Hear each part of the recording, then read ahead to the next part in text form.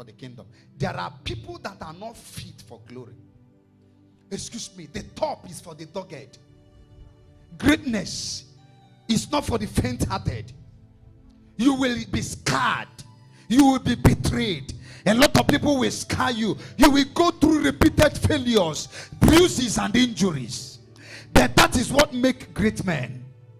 You will go through the dark seasons. But these are the places we learn lessons that will sustain us in our light moments. You will have disappointment in the valley seasons. But the lessons you learn in these valley seasons will sustain you in your mountain season. Let me go and beat them. Bye. Jesus said, no one having put his hand. Excuse me, do you know that the guy who taught me to preach is nowhere to be found? In SS1, he went the way of the world. No man just appeared. Every man you see with a price, Prize, has a price he has paid. The gloriousness of every man's destiny is seen in the story of that man, because embedded in that story is the umbilical cord of the story and the glory. There is something that has linked the man from what the man has done to what the man has become.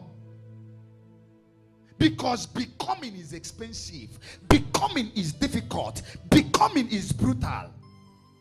You'll be bruised.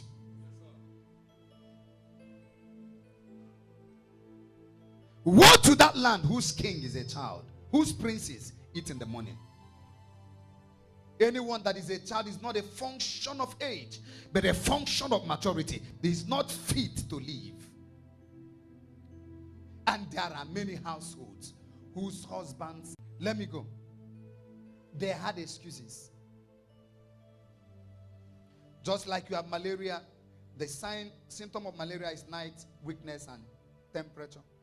The sign of foolishness is excuses. 3 things I want to show you. Anytime you see 3 of them in a man, the man is gone. If you see any one of them in a man, that man is almost gone. Should I tell you these 3 things? Number 1, excuses. Number 2, blaming others. Number 3 is entitlement mentality. My sister married a rich man that is so rich, and she has refused to help me. They always have entitlement mentality. They can't make money, but they want people's money in their pocket.